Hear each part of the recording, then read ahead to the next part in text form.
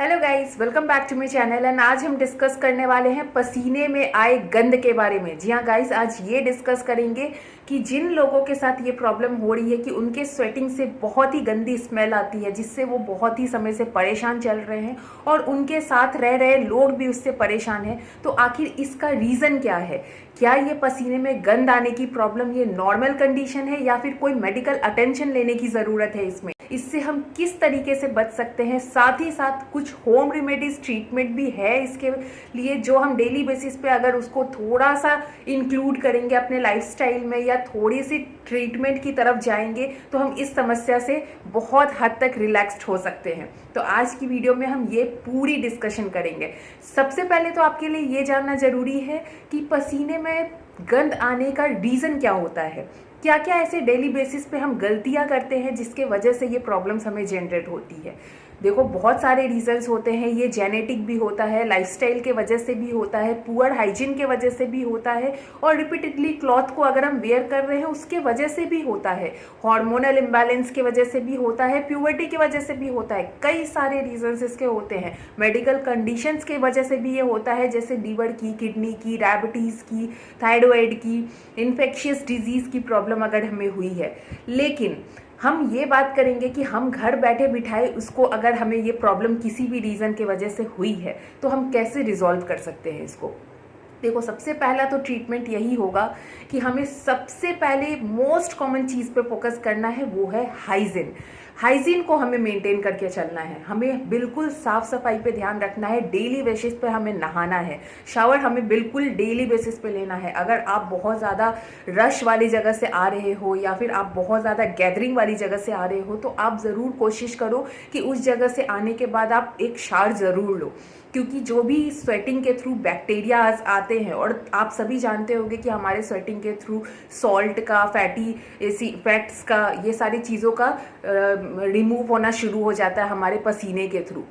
तो वही हमारे स्किन पे प्रेजेंट बैक्टीरिया के साथ जाके ब्रेक डाउन करता है और ये स्मेल, ये ऑडर क्रिएट करता है। तो हमें ये करना है कि हमें हाइजीन को मेंटेन रखने के लिए जब भी हमें बहुत ज़्यादा एक्सेसिव स्वेटिंग हो रही है, बहुत पसीना आ रहा है, तो हमें शावर लेना है घर आने के बाद।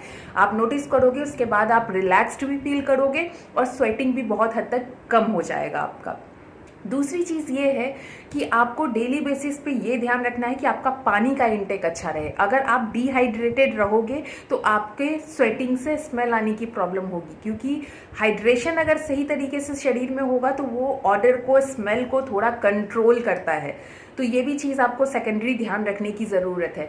तीसरी चीज़ ये है कि आप कभी भी गर्मी के वेदर में जितनी ह्यूमिडिटी हो रही है, ऐसे में आप रिपीटेडली क्लोथ्स मत वियर करो। मतलब आज आपने जैसे एक शर्ट या एक कपड़े पहने हैं तो उसको रिपीटेडली आप नेक्स्ट डे मत यूज़ करो, उसको वॉश करो, हाइजीनिक बनाओ, देन आप उसको वियर करो अच्छी तरीके से वॉश करने के बाद।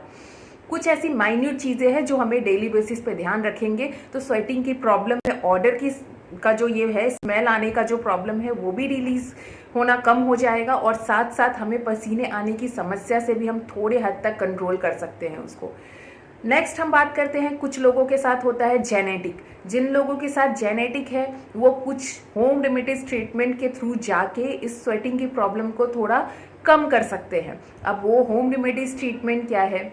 सबसे पहला ये है कि हमें अपने डाइट को भी कंट्रोल करके चलना है। डाइट को कंट्रोल करने का मतलब यहाँ ये है कि कुछ ऐसे इंग्रेडिएंट्स होते हैं, कुछ ऐसे फूड आइटम्स होते हैं जिसमें सल्फर का कंटेंट बहुत ज़्यादा हाई होता है, और ये सल्फर का कंटेंट जिन चीज़ों में हाई होता है ये हमें ऑडर, स्मेल, ये सारी चीज़ें क्रिएट करने के लिए रिस्पॉन्सिबल होती है। जैसे कौन कौन सी चीज़ें हैं? For example onion, garlic, broccoli, radish, cauliflower, ये सारी चीज़ें हैं जिसमें सल्फर का कंटेंट बहुत ज़्यादा हाई होता है जो स्मेल क्रिएट करता है। आप नोटिस करोगे कि आप जब भी अनियन खाओगे या रेडिश वगैरह खाओगे तो आपके माउथ से भी स्मेल आने की प्रॉब्लम होती है, क्योंकि उसमें सल्फर का कंटेंट बहुत ज़्यादा हाई होता है।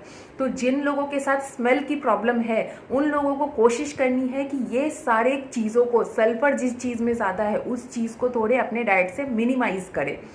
तो मैंने आपको कुछ आइटम्स बता दिए हैं, बाकी आपको नेक्स्ट जानना है कि सल्फर और किन किन चीज़ों में है तो उसके लिए मैं अलग से एक वीडियो शेयर करूंगी। आप कमेंट बॉक्स में ज़रूर लिख के मुझे बताएं कि आपको जानने की नीड है।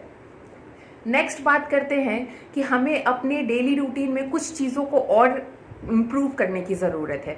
जैसे कि मान लो आप डेली बेसिस पे मिल्क वाली टी ले रहे हो, हाँ, तो आपको कोशिश करना है कि उसको आप रिप्लेस करो ग्रीन टी से, क्योंकि ग्रीन टी में कुछ ऐसे कंपाउंड्स होते हैं जो आपके शरीर में जितने भी पोर्स ओपन हो जाते हैं ना, जिससे स्वेटिंग रिलीज होती है, वो बैक्टीरिया के साथ मिलकर और स्मेल को क्रिएट करती है, वो उस पोर्स को बंद करने का काम करता है। तो आपको डेली बेसिस पे ये ध्यान रखना है कि कुछ चीज़ों को अगर आप रिप्लेस करोगे ऐसी चीज़ों से, तो आपकी स्वेटिंग आने की और स्मेल आने की प्रॉब्लम 100% आपको रिलीफ उससे मिलेगी। आपको बस करने की ज़रूरत है। आप एक बार ट्राई करने की कोशिश करो, आप खुद पे खुद रिजल्ट देखना शुरू करोगे। अब मैं आपको कुछ ऐसे होम रेमेडीज़ के बारे में बताती हूँ जिसको अगर आप इस्तेमाल करना चाहो तो आपकी ये स्वेटिंग की प्रॉब्लम बहुत हद तक रिलैक्स्ड हो सकती है। जैसे कि पहला है लेमन। लेमन को आप इस्तेमाल कर सकते हो। कैसे? तो कुछ लेमन के वो आपको निचोड़ना है थोड़े से पानी में और एक स्प्रे बॉटल में डाल के, और उसको एरियाज़ में, आपके जो भी स्वेटिंग एरियाज़ जहाँ से आपको ज़्यादा पसीना आता है, जैसे अंडर आर्म्स वगैरह हुआ, उस जगह पे आपको स्प्रे करना है। सेवरल मिनट्स अगर आप डेली बेसिस पे ये चीज़ों को अप्लाई करोगे तो बहुत हद तक आपको इससे रिलैक्स्ड होगा आपकी स्वेटिंग की प्रॉब्लम जो है ना, क्योंकि लेमन में high amount of citric acid होती है, वो स्वेटिंग की प्रॉब्लम को कंट्रोल करने में हेल्प करेगी आपको।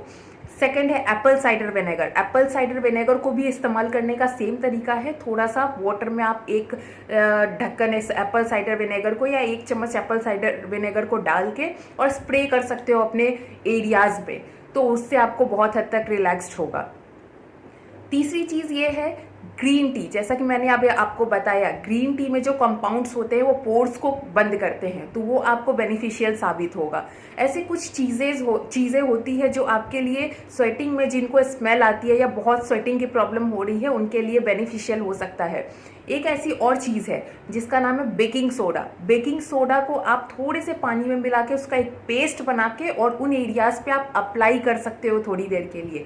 उससे भी आपको बहुत हद तक रिलैक्स्ड मिलेगा। जो भी बैक्टीरियाज होते हैं ना, उसको किल करने का काम करता है ये। तो कुछ ऐसे होम रेमेडीज, ट्रीटमेंट भी होते हैं जिसके थ्रू आप इस प्रॉब्लम को बहुत हद तक कंट्रोल कर सकते हो। तो आपको इन सारी चीज़ों को अप्लाई करने की ज़रूरत है। आप नोटिस करना, आप इन चीज़ों को जब डेली बेसिस में लाना शुरू करोगे, बहुत आपको इससे रिलीफ मिलेगा। और मेडिकल कंडीशंस होते हैं, जैसे जिन लोगों के साथ लीवर की प्रॉब्लम है, इन्फेक्शंस की प्रॉब्लम है या कोई अदर मेडिकल कंडीशन है, तो वो अपने डॉक्टर से एक बार कंसल्ट करें कि उनके साथ ये प्रॉब्लम हो रही है स्वेटिंग की, स्मेल आने की, तो वो उनको जो भी सजेशन देते हैं, क्योंकि बहुत सारे आज के डेट में ऐसे मेडिसिन भी होते हैं, उस मेडिसिन में बहुत ऐसे कंपाउंड्स भी मिले होते हैं जिसके वजह से ये स्वेटिंग में प्रॉब्लम आ जाती है, स्मेल आने की। तो आप अपने डॉक्टर से मेडिकल कंडीशंस जिनको है वो बिल्कुल सजेशन लेके कोई भी चीज़ों को अप्लाई करें। तो इन चीज़ों का आप बिल्कुल ध्यान में रखिएगा। आप 100% इस प्रॉब्लम से बाहर निकल जाइएगा। तो होपली आप लोगों को मेरा ये वीडियो अच्छा लगा होगा। एंड तक वॉच करने के लिए thank you so much. And इसी तरीके से ढेर सारा अपना प्यार बनाए रखिए। आगे नेक्स्ट आने वाले वीडियो के लिए साथ में बने रहिए। तब तक के लिए बाय बाय।